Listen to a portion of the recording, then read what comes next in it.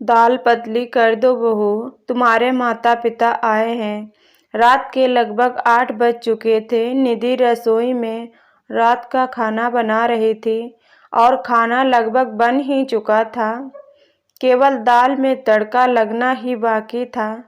वैसे ही आज उसने हल्के फुल्के दाल चावल ही बनाए थे। दोपहर में कुछ मेहमान आए थे, इसलिए पनीर और छोले दोनों की सब्जी बनी थी, तो रात में हल्का फुल्का ही ठीक रहता है। अभी निधि यह सोच ही रही थी कि सास ममता जी ने रसोई में प्रवेश किया।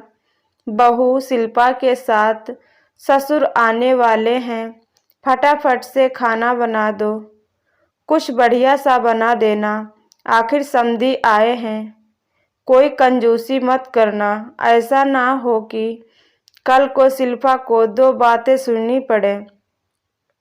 मैं जरा सोफे के कवर बदल देती हूँ। निधि ने जवाब की प्रक्रिया किए बिना ही सास ममता जी बाहर चली गईं, क्योंकि बात जानती थी कि निधि सब कुछ संभाल लेगी। लेकिन ममता जी की बात सुनते ही निधि के 10 दिन पहले की घटना याद आ गई और ना चाहते हुए भी उसका मन एक बार फिर से दुखी हो गया। दरअसल ममता जी की आदत है, वह अपने रिश्तेदारों का स्वागत बहुत ही अच्छे से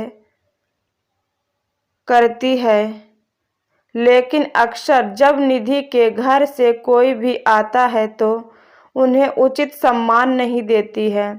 जब भी निधि के घर से कोई आता है तो ममता जी अक्सर मुंह बना लेती थीं। कभी अच्छे तोहफे ना लाने का ताना देती हैं, तो कभी यह ताना देती हैं कि बेटी के घर यूं रोज रोज नहीं आया जाता। कभी बची हुई मिठाई उनके आगे रख देती है, तो कभी कोई और ऐसी बात जो निधि को दुखी कर देती है।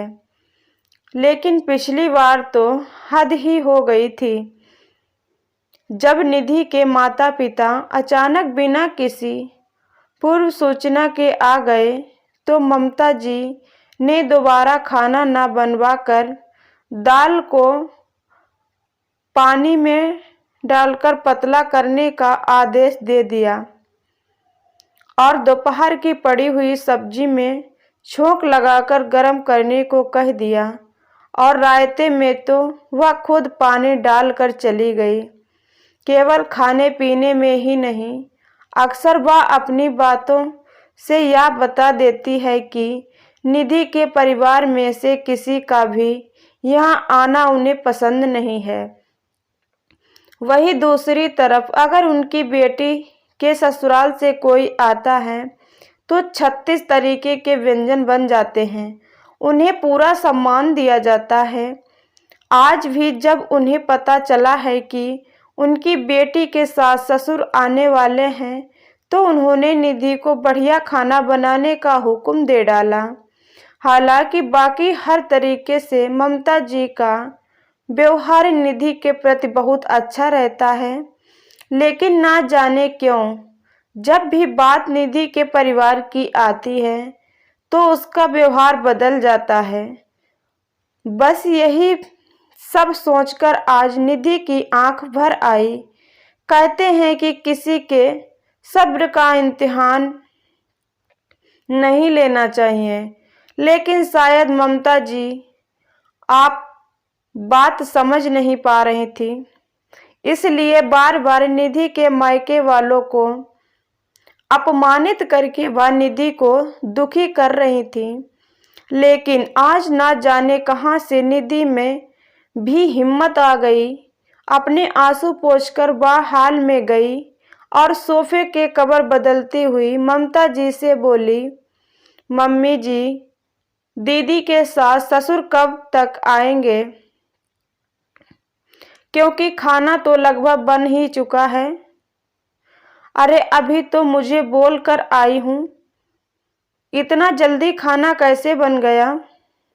मम्मी जी, वह क्या है ना, दाल चावल तो बन ही गए हैं, दाल में पानी डालकर उसे पतला कर देती हूँ। रायते में भी पानी डाल देती हूँ और दोपहर वाली जो पनीर और छोले भी सब्जी बन चुकी है ना, उसे भी थोड़ा फ्राई करके तड़का लगा दूंगी। और पूरियों का आटा तो दोपहर का बचा हुआ पड़ा ही है, तो एक्स्ट्रा खाना बनाने की कोई ज़रूरत नहीं है। वैसे भी आप ही तो कह रही थी ना, उस दिन की समधी तो घर के ही होते हैं, वह तो अपने ही होते हैं, वह थोड़ी ना बुरा मानेंगे अगर हम उन्हें दोपहर का खाना खिला देंगे। अब दोबारा खाना बनाएंगे तो दोपहर का खाना वेस्ट हो जाएगा। याद है मम्मी जी, आपको उस दिन जब मेरे मम्मी पापा आए थे तब आपने यही कहा था, तो फिर आज भी ऐसा ही करते हैं। दीदी के सास ससुर भी तो समधी ही हैं, घर के ही हैं, अपने ही लोग हैं, वह थोड़ी ना बुरा मानेंगे। क्यों, सही कह रही हूँ ना मैं मम्मी जी? निधि की कही हुई हर बात आज ममता जी को आईना दिखा रही थी और उन्हें यह एहसास करवा रही थी कि आज तक वह निधि के परिवार के साथ इतना गलत कर रही थी। शायद इसलिए निधि कहने से इतना सब कुछ सुनने के बाद आज निधि से आंख मिलाने की उनकी हिम्मत तो नहीं रही थी, लेकिन फिर भी गलती का एहसास होने पर गलती को स्वीकार करना यह ममता जी की फितरत नहीं थी। इसलिए चंद ही मिनट बाद उन्होंने चुप्पी तोड़ते हुए निधि से कहा, बेटा, सबसे पहले तो आज तक जो गलत व्यवहार मैं तुम्हारे परिवार के साथ करती आई हूँ उसके लिए मुझे माफ़ कर दें। और दूसरी बात, मैं तुमसे वादा करती हूँ कि जिस तरीके का व्यवहार है शिल्पा के ससुराल वालों के साथ मैं करती हूँ, इसी तरह उन्होंने मान सम्मान देती हूँ, वही मान सम्मान और वही अपनापन अब से मैं तुम्हारे परिवार को भी दूंगी।